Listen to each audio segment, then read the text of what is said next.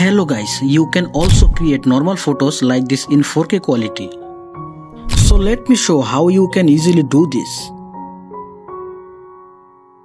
First, go to the Play Store on your mobile. There search for ChatGPT. If you don't download this app, you won't be able to convert your image into 4K. So you need to download this ChatGPT app and open the app. Now I am opening the app. After that, click on the three dots at the top and sign up using your Gmail. I have already signed in this app. Then you need to back to the main screen. Here click on the plus icon and choose a normal photo.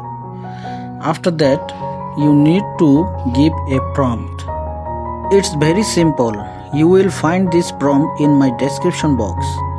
Now paste the prompt here and click on the black option on the right side.